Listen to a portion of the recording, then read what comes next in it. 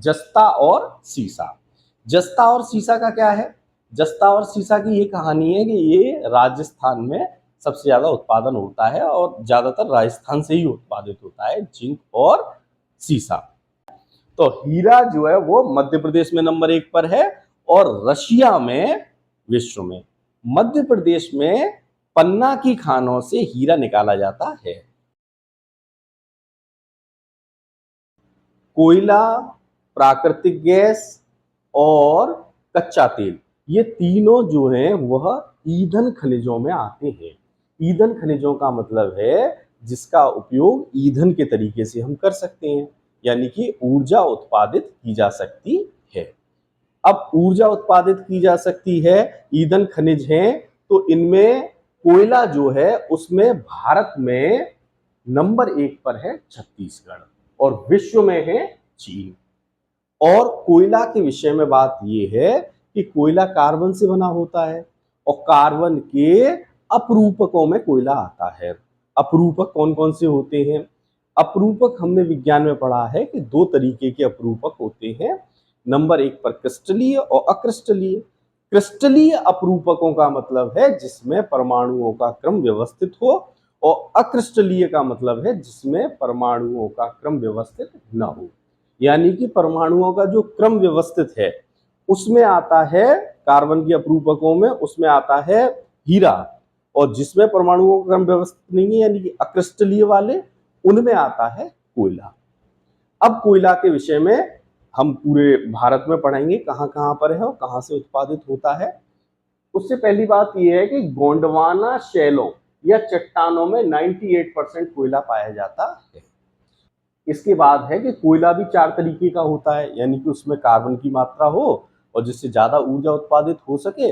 इस टाइप से हमने 4 तरीके से कोयले को डिवाइड किया है: एंथ्रेसाइट, बिटुमिन, लिग्नाइट और पीट। यानी कि 80 से 95% एंथ्रेसाइट में है कार्बन, 55 से 65% कार्बन है बिटुमिन में, और लिग्नाइट में है 45 से 55% कार्बन, और पीट में है 35 से 45% कार्बन। बात ये निकल कर आई कि एंथ्रेसाइट जो है वो सबसे बढ़िया कोयला है और पीट जो है वो सबसे निम्न कैटेगरी का कोयला है। अब भारत में हम बात करते हैं कोयले के लिए कहां कहां पर पाया जाता है, खदानें कहां हैं। जहां खदानें होंगी वहीं से कोयला निकाला जाएगा। तो उत्पादन जो है वो कहां कहां पर हो रहा है ये हम देखते जाएंगे। तो पहले हमने लिया है पश्चिमी बंगाल। पश्चिमी बंगाल में है रानीगंज। ये प्रारंभिक स्तर की जो कोयला खदान थी उनमें से रानीगंज है। ऊपरी दामोदर घाटी है उसमें रानीगंज आता है। ये बात है। इसके बाद है झारखंड। झरिया, कर्णपुरा, गिरिडीह, ये सब झारखंड वाला मामला है। ठीक है। तो झारखंड, एक चीज और है कि झारखंड में यदि हम भंडारण में देखा जाए तो वो झारखंड है, और यदि उत्पादन देखा जाए तो वो छत्तीसगढ़ है। इन दोनों चीजों में देख लेना कोयले में कि झारखंड में भी कौन कौन सी जगह हैं। इसमें आप राम, कर्ण, ये पौराणिक नाम हो गए तो इनको पौराणिक नाम के रूप में याद कर सकते हैं। रामगढ़, कर्णपुरा, गिरिडीह, झरिया, बोकारो, इस तरीके से तालमेल बन जाएगा, कोई खास बात नहीं। अब हम आते हैं छत्तीसगढ़, कोरबा और विश्रामपुर। छत्तीसगढ़ में कोरबा, कोरबा छत्तीसगढ़ में है। इसके बाद आता है उड़ीसा। उड़ीसा में है तलचर, यानी कि उड़ीसा समुद्र के किनारे ही है, समुद्र के तल में है तो तलचर। इस तरीके से आप उड़ीसा को कर सकते हैं। इसके बाद है तेलंगाना, सिंगरेनी कोयला क्षेत्र। जो सिंगरेनी कोयला क्षेत्र है ये पहले आंध्र प्रदेश में आता था, लेकिन आंध्र प्रदेश का जब विभाजन हुआ तो ये तेलंगाना में चला गया है सिंगरेनी कोयला क्षेत्र। यानी कि सिंगरेनी जो सरकारी उपक्रम है वो तेलंगाना में हो गया है। इसके बाद है तमिलनाडु, नेवेली लिग्नाइट कोयले के लिए फेमस है। ये प्रश्न अलग से पूछा जाता है कि नेवेली जो है वह किसके लिए प्रसिद्ध है? वो लिग्नाइट कोयले के लिए प्रसिद्ध है। यानी कि लिग्नाइट टाइप का जो कोयला है वो तमिलनाडु में पाया जाता है, नेवेली में। मन्नारगुड़ी भी है कोयले से संबंधित, ये तमिलनाडु में ही है। इसके बाद राजस्थान है, पलाना, पलाना में राजस्थान में निकाला जाता है कोयला। और इसके बाद है जैसे J&K में हम कर लें तो कालाकोट, इस तरीके से हम कर सकते हैं। अब ये चीज थोड़ा सा ध्यान से देख लीजिए कि दामोदर घाटी, सोन घाटी, गोदावरी, यानी कि ये जो नदियां हैं इनके किनारे जो घाटी हैं कोयले के लिए फेमस है। कौन कौन सी? दामोदर घाटी, बराकर, यानी कि बराकर जो है वो दामोदर की सहायक नदी है, तो हमें वैसे भी ध्यान रहेगी। तो बराकर जो है वो फेमस है कोयले के लिए, दामोदर घाटी में है। सोन नदी, उमरिया, यानी कि सोन नदी के किनारे उमरिया पड़ता है मध्य प्रदेश में, एक जिला है उमरिया, वो सोन नदी है और सोन नदी के लिए फेमस है कोयले के लिए। ठीक है। इसके बाद है गोदावरी घाटी, सिंगरैनी। गोदावरी जो नदी है वो नासिक के पास त्र्यंबकेश्वर से निकलती है, उसके बाद वो तेलंगाना से होती हुई आंध्र प्रदेश में जाती है और समुद्र में मिल जाती है। तो गोदावरी घाटी के पास में सिंगरैनी है, सिंगरैनी के विषय में हमारी बात हो चुकी है। अब है महानदी घाटी, महानदी घाटी तलचर, उड़ीसा, महानदी उड़ीसा में जाकर समुद्र में मिल जाती है। तो ये सारी चीजें हो गई भारत से संबंधित कोयले के उत्पादन से, खदानों से और कोयला क्षेत्रों से, कि ये सारी चीजें वहां पाई जाती हैं और वहां से निकाली जाती हैं। यदि हम विश्व में बात करें तो चीन है कोयले के लिए। कुछ चीजें हैं जो हमें याद रखनी है कि कोयले के लिए जो फेमस है, जैसे संयुक्त राज्य अमेरिका, इसमें एक स्थान है, नदी किनारे है, अपलेशियन पर्वत के किनारे जो क्षेत्र है वो कोयले के लिए फेमस है। और अब हम आगे आते हैं कच्चा तेल। कच्चा तेल में ये भी ईंधन खनिज है। कच्चा तेल में राजस्थान है और संयुक्त राज्य अमेरिका। देखो, इसको समझने से पहले थोड़ा सा एक चीज समझिए कि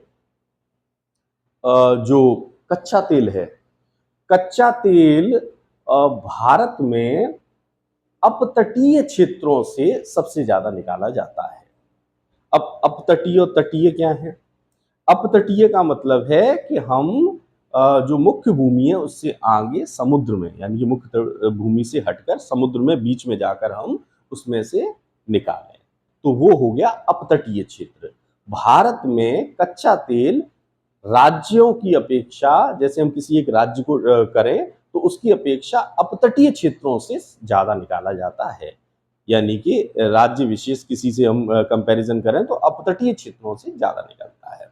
तो यदि हम राज्यों में देखें कि राज्यों में कौन सा है कि साथ कोई एक राज्य जो इसमें कच्चा तेल में हो, तो वो राजस्थान है।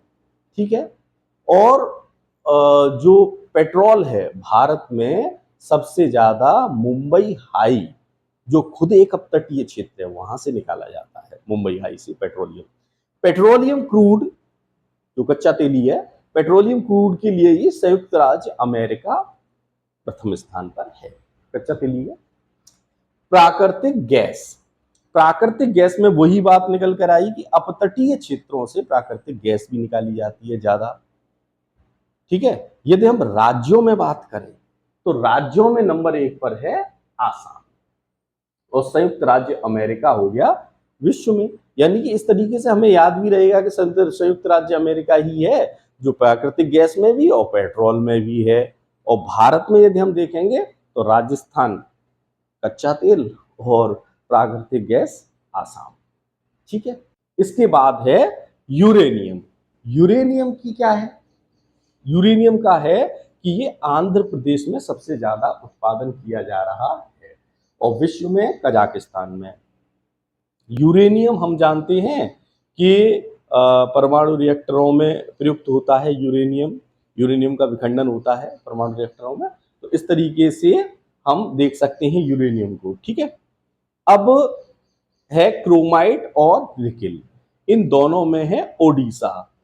क्रोमाइट में विश्व में यदि हम देखें तो दक्षिण अफ्रीका है और निकेल में है इंडोनेशिया। इसको हम ऐसे याद रख सकते हैं कि इससे पहले जो खनिज था बॉक्साइड, बॉक्साइड क्रोमाइट और निकिल, इन तीनों को एक क्रम में याद कर लीजिए। कैसे? तो क्यों बॉक्सिंग निकल गई। ठीक है, अब है जिंक और सीसा, जस्ता और सीसा। जस्ता और सीसा का क्या है? जस्ता और सीसा की ये कहानी है कि ये राजस्थान में सबसे ज्यादा उत्पादन होता है और ज्यादातर राजस्थान से ही उत्पादित होता है जिंक और सीसा। विश्व में बात करें तो चीन नंबर 1 पर है इन दोनों में, जस्ता और सीसा में। अब है टिन। टिन का उत्पादन सबसे ज्यादा होता है छत्तीसगढ़। ये जो लोह अयस्क पढ़ाए गए थे तब दिखाया गया था कि वहां पर बेलाडिला जो खाने हैं और बेलाडिला दांतेवाड़ा में, तो ये लोहे के लिए, लेकिन ये टिन के लिए भी है। ठीक है, और विश्व में बात करें तो चीन। हीरा, हीरा हीरा, हीरे की अंगूठियां, ये सब चीजों के लिए हीरा फेमस है। तो हीरा जो है वो मध्य प्रदेश में नंबर 1 पर है और रशिया में, विश्व में।